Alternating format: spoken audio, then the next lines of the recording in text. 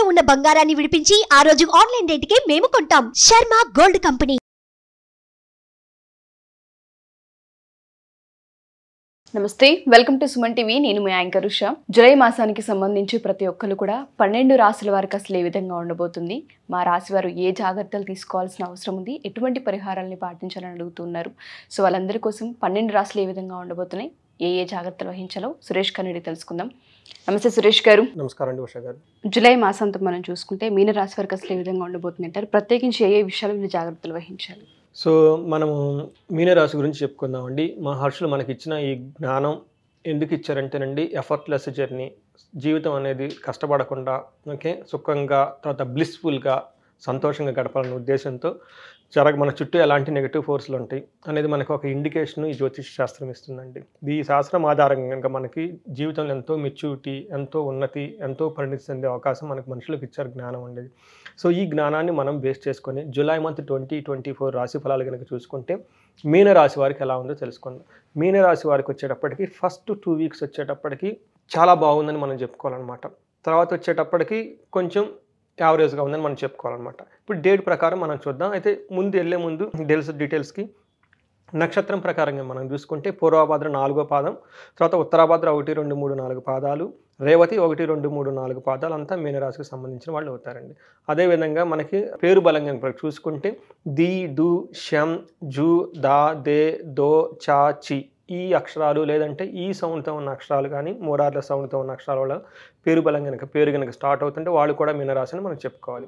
So మన గ్రహస్థితి చెప్పుకుంటామండి. ఏమవుతుందంటే సూర్యుడు వచ్చేటప్పటికి 16వ తారీఖున జూలై 16వ తారీఖున కర్కాటక రాశిలో ఎంటర్ అవుతున్నారండి. కుజుడు వచ్చేటప్పటికి వృషభ రాశిలోకి జూలై 12న, మెర్క్యూరీ వచ్చేటప్పటికి సింహరాశిన జూలై 19న, శుక్రుడు వచ్చేటప్పటికి మనకి కర్కాటక రాశిలో 6న. అంటే 4 రకాల ప్లానెట్స్ చేంజెస్ ఉన్నాయండి. ఈ 4 యొక్క ప్లానెట్ చేంజెస్ వల్ల మీనరాశి వారికి ఎలా ఉంటుందో మనం తెలుసుకున్నాం అనమాట. సూక్ష్మంగా కనుక మనం చూసుకుంటే ఫస్ట్ 15 డేస్లో ఎలా ఉంటుందంటే సూర్యుని వల్ల మానహాని, తర్వాత మార్స్ వల్ల ధనం పోగొట్టుకోవటం, బుధుని వల్ల భార్య సోతాది కలహం అని చెప్తారనమాట. అంటే గొడవలు వచ్చే అవకాశం ఉంటుందన్నమాట పిల్లలతోటి, భార్యతోటి. శుక్రుని వల్ల అయితే కనుక చాలా అభివృద్ధి ఉంటుంది అని నేను చెప్పుకోవాలన్నమాట. అంటే టోటల్గా ఒక 70% చాలా బాగుంది ఫస్ట్ 15 డేస్ అని చెప్పుకోవాలన్నమాట. అదే మనకి 15 డేస్ లాస్ట్ 2 వీక్స్ కనుక చూసుకుంటే ఏమవుతుందంటే సూర్యుని వల్ల మనోరుజం అంటారనమాట సంస్కృతంలో. అంటే బాధపడుతూ ఉంటారనమాట. ధనలాభం ఉంటుంది, విజయం ఉంటుంది, పుత్రులబ్ధి ఉంటుంది అనమాట. మనకి లాస్ట్ కనుక చూసుకుంటే 70% మళ్ళీ లాస్ట్లో కూడా బాగుంది. టోటల్గా మనకి మీనరాశి వాళ్ళకి చూసుకుంటే ఒక 70% చాలా బాగుంది అని మన గ్రహస్థితి చెప్తుంది అనమాట. అంటే మన డీటెయిల్స్ కనుక చూసుకుంటే ఎలా ఉందనేది, సూర్యుని వల్ల ఏమవుతుందంటేనండి ఫస్ట్ 15 డేస్లో వీళ్ళకి ఇంటిలో ఒక భయంకరమైన వాతావరణం సిచ్యువేషన్ అవుతుంది. సఖ్యత లోకపోవటం ఉంటుంది భార్యాభర్తల మధ్య. సుఖహాని, భోజనానికి టయానికి చేయకపోవటం, ప్రయాణాలు కనుక ఏదైనా కనుక తలపెట్టుకుంటే విఘ్నాలు వచ్చే అవకాశం ఉంది. కాబట్టి చాలా ప్లానింగ్ చేసుకోండి. ముందు కొంచెం ఆగి ప్లాన్ చేసుకుంటే మంచిదన్నమాట. అనారోగ్యం, తర్వాత అప్పుల వాళ్ళ ఒత్తిడి ఎక్కువ ఉంటుందండి. కొంచెం కేర్ఫుల్గా ఉండాలి ఫస్ట్ 2 వీక్స్. తర్వాత సంసారానికి సంబంధించిన, సుఖానికి సంబంధించిన విషయాల్లో కూడా ఇబ్బంది ఏర్పడే అవకాశం ఎక్కువ ఉంది. కాబట్టి అండి లోహమూర్తిగా సూర్యుడు ఉండటం వల్ల అంత అనుకూలమైనది కాదండి.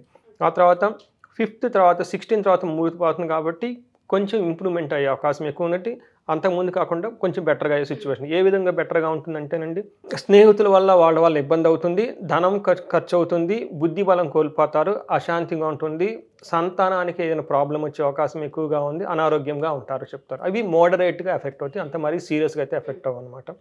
మనకి రెండోది కుజుడు వచ్చేటప్పటికి వీళ్ళకి 12th వరకు కూడాను ఒక మంచి రిజల్ట్ ఇవ్వరండి. ఆ తర్వాత మంచి రిజల్ట్ ఇస్తారు కాబట్టి అండి ఇది వాళ్ళకి అనుకూలమైన సమయం అని చెప్పుకోవాలి. అయితే ఫస్ట్ 12 డేస్ వాళ్ళకి ఎలా ఉంటుందంటేనండి 2వ రాశిలో ఉండటం వల్ల శరీరానికి సంబంధించి బలం తగ్గిపోవటం, మనసులో ఎక్కడో వీళ్ళు బాధపడటం ఉండటం అనమాట. చేపట్టిన పనులు ఏదైనా ఉంటే పనులు చెడిపోయే అవకాశం ఎక్కువ ఉందండి. దుర్మార్గులతో సహవాసం పడే అవకాశం ఎక్కువ ఉంది కాబట్టి కేర్ఫుల్గా ఉండాలి. వీళ్ళైతే గ్యాంబ్లింగ్ వాడటం, ఏదో బయటకు తీసుకుని వెళ్ళిపోవటం, వాళ్ళ చేత ఖర్చు పెట్టే అవకాశం ఎక్కువ ఉంది కాబట్టి అండి జాగ్రత్తగా ఉండాలి. తర్వాత అధికారుల నుంచి వీళ్ళకి అసంతృప్తి ఉంది. పై అఫీషియల్స్ ఎవరిని ఉంటే వీళ్ళ పెర్ఫార్మెన్స్తో వీళ్ళకి హ్యాపీగా ఉంటారు కాబట్టి కొంచెం కేర్ఫుల్గా ఉండాలి. తర్వాత శత్రువుల వల్ల భయంగా ఉంటుంది, కఠినంగా మాట్లాడితే ధన నష్టం చూపిస్తుంది అనమాట. ఇది ఫస్ట్ 12 days ఆఫ్ మంత్ అనమాట. అక్కడ నుంచి వీళ్ళు గ్రహ సంచారం వల్ల వీళ్ళు చాలా బాగుంటుంది అనమాట. ఎంత బాగుంటుందంటే మంచి ఆరోగ్యంగా ఉంటారు, ఎప్పుడు నవ్వుతూ హ్యాపీగా ఖుషీగా ఉంటారు, బంధువులను కలుస్తారు, ధనలాభం చూపిస్తుంది, సంతాన సౌఖ్యం కల్పిస్తుంది, ఇష్టమైన కోరికలు ఏమైనా కనుక అప్పటి వరకు కాని పనిలో ఉంటే కలుగుతూ ఉందన్నమాట. స్థాన లాభం ఉంది. వీళ్ళు కనుక ప్రమోషన్స్ కానీ ఏమైనా విషయాల గురించి ఆలోచించదలుచుకుంటే ఈ రాశి వాళ్ళకు 12th date కనుక చూస్తే చాలా బాగుంటుందండి. ఆ విధంగా మనకి శుక్రుని కనుక చూసుకుంటే అగైన్ 7th వరకు చాలా బాగున్నారండి. ఆ తర్వాత ఓవరాల్గా మనం కనుక శుక్రుడు వీళ్ళకి మంచి చేస్తున్నారని మనం చెప్పుకుంటాం. ఏ విధంగా మంచి చేస్తారంటే అండి, స్త్రీలతో మాట్లాడటానికి చాలా బాగుంటుంది. తర్వాత మిత్ర, పుత్ర, బంధు, కళాత్ర చాలా సంతోషంగా ఉంటారని చెప్తుంటారు. అంటే వాళ్ళకి ఫ్రెండ్స్ కానివ్వండి, భార్య రిలేటెడ్ కానివ్వండి, తర్వాత వచ్చేటప్పటికి కళాకారులకు సంబంధించిన విషయాల్లో కానివ్వండి, ఫ్రెండ్స్తో కానీ చాలా హార్మోనియస్గా కలుగుడిగా ఉండి ఒక ఇష్టాగోష్ఠిలో పాల్గొనే అవకాశం కూడా ఉందని చెప్పుకోవాలి. తర్వాత ఎడ్యుకేషన్కి సంబంధించి కూడా ఈ రాశి వాళ్ళకి చాలా బాగుంటుంది. వీనస్ ఉండటం వల్ల విందు వినోదాలతో చాలా బాగుంటారని చెప్పుకోవాలన్నమాట. ఆ తర్వాత మారటం వల్ల కూడాను రజతమూర్తిగా 5th హౌస్లో ఉండటం వల్ల వీనస్ కూడాను ప్రతిరోజు చక్కగా భోజనం చేయటం, తర్వాత ధనధాన్య అభివృద్ధి రావటం, ఇష్టంగా ఏదైనా పని చేస్తే అందులో మంచి లాభం రావటం, శత్రునాశం చూపిస్తుంది, చాలా సాటిస్ఫాక్షన్గా ఉంటుంది. ఓవరాల్గా మనం చూసుకుంటే ఈ రాశి వాళ్ళకి శుక్రుడు చాలా యోగ్యతను కలిగిస్తూ ఉన్నాడని మనం చెప్పుకోవాలన్నమాట. సో ఈ విధంగా మనం చూసుకుంటే మనం ముందు చెప్పుకున్నట్టు వీళ్ళకి 70-75% చాలా బాగుంది. ఇది ఒక మంచి టైం. మీనరాశి వాళ్ళు ఎవరైనా కనుక ఉంటే ఆ ఫస్ట్ ఒక 2-10 days మాత్రం కొంచెం ఆలోచించి పోస్ట్పోన్ చేసుకుంటే మిగతా అంతా బాగుందని మనం చెప్పుకోవాలన్నమాట. మన నక్షత్రం ప్రకారం కనుక చూసుకుంటే మనకి పూర్వభాద్ర నక్షత్రం వాళ్ళు కొంచెం కేర్ఫుల్గా ఉండాలి. వాళ్ళకు ఒక భయానకరమైన సిచ్యువేషన్ రావటము, ఏదో ఒక విషయంలో గొడవ పడే అవకాశం ఎక్కువ ఉంది.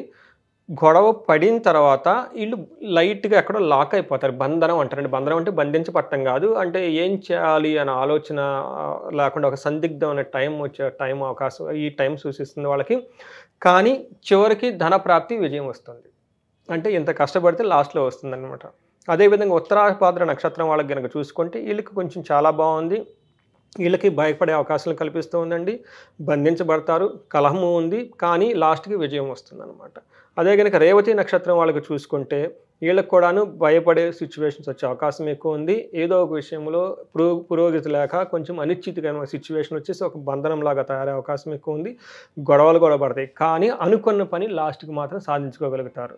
సో ఈ విధంగా మనకి అంగగోచారాన్ని బట్టి నక్షత్రం ప్రకారం పూర్వభాద్ర వాళ్ళకి, ఉత్తరాభాద్ర వాళ్ళకి, రేవతి నక్షత్రం వాళ్ళకి కూడా మనం చెప్పుకున్నామండి.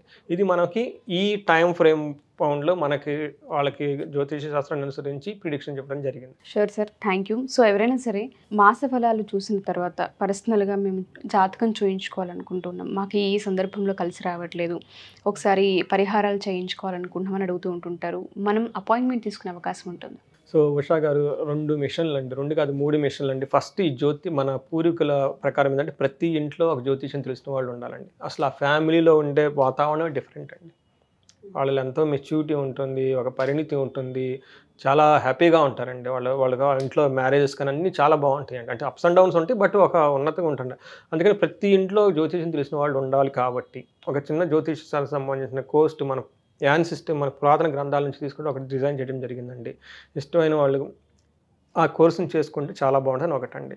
రెండోది వచ్చేటప్పటికి మనకి చాలా ప్రాబ్లమ్స్ ఉంటాయండి. మన ఫ్యూచర్ ఎలా ఉంటుందో తెలియదు అనమాట. సో ఏదైనా కనుక వాళ్ళకి ఇండివిజువల్గా ప్రాబ్లమ్స్ ఫేస్ చేస్తూ ఉంటే మనల్ని కనుక కన్సల్ట్ అయితే మన వాళ్ళకి కౌన్సిలింగ్ ఇవ్వచ్చండి. ఆస్ట్రాలజికల్ పరంగా వాళ్ళ స్ట్రెంత్ ఏంటి, వీక్నెస్ ఏంటి, ఏది ఎలా ఉంటుందని చేయొచ్చు అనమాట. ఇవి కాకుండా కొంతమంది జాతక చక్రం బాగున్న అంటే చాలా స్పెసిఫిక్ ప్రాబ్లమ్స్ ఫేస్ చేస్తుంటారన్నమాట. వ్యాపారం ఎంత చేసినా ఎక్కి రాకపోవటం కానివ్వండి, లేదంటే జాతకాలు బాగుంటాయి కానీ వివాహం అయిన తర్వాత గొడవలు, డైవర్స్ తీసుకోవటం కానీ ఇట్లా ఈ టైపు కొన్ని ఇష్యూస్ ఎక్యూట్గా ఉంటాయి అనమాట.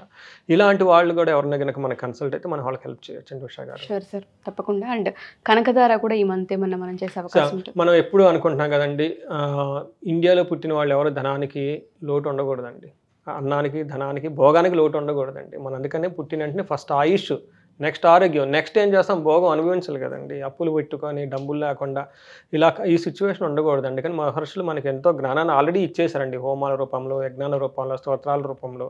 ఈ ప్రోగ్రామ్ని కనుక మనకి అటెండ్ అయితే వాళ్ళకి ధనధాన్యాలు వస్తాయని చెప్పేసి శాస్త్రాలు అవి మన ఆ ద్వారా వాళ్ళకి హెల్ప్ చేయొచ్చండి. ఎవరికైనా సరే అప్పులు బాధ ఉన్నా, తర్వాత బిజినెస్లో డబ్బులు ఎక్కువ రాకపోయినా కానీ అలాంటి వాళ్ళకి మనం హెల్ప్ చేయొచ్చు. Sure sir, thank you sir, thank you so much. Thank you. So ఎవరైనా సరే మా ఈ ఎపిసోడ్ చూసిన తర్వాత పర్సనల్గా జాతకరీత్యా ఎవరైనా కన్సల్ట్ అవ్వాలి అనుకున్నా, జాతకం చూపించుకోవాలి అనుకున్నా, పరిహారాలు చేయించుకోవాలి అనుకున్నా, లేదా కనకదార హోమంకి సంబంధించి ఎవరైనా డీటెయిల్స్ తెలుసుకోవాలి అనుకున్నా, ఎస్పెషల్లీ డివోర్స్ కేసెస్కి సంబంధించి ఇబ్బందులు పడుతూ ఉన్నా, లేదా ఫినాన్షియల్ ఇబ్బందులు పడుతూ ఉన్నా, వాటికి సంబంధించి హోమాలు కూడా ఉంటూ ఉంటాయి. పరిష్కారం అనేది ఖచ్చితంగా ఉంటుంది. కింద స్క్రోల్ అవుతున్న కాంటాక్ట్ నెంబర్ని కాంటాక్ట్ చేస్తే సురేష్ గట్టి మీకు పూర్తి వివరాలు అందిస్తారు. Thank you. సుమన్ టీవీలో మీ పర్సనల్ అండ్ బిజినెస్ ప్రమోషన్స్ కోసం కింది నెంబర్కి కాంటాక్ట్ చేయండి.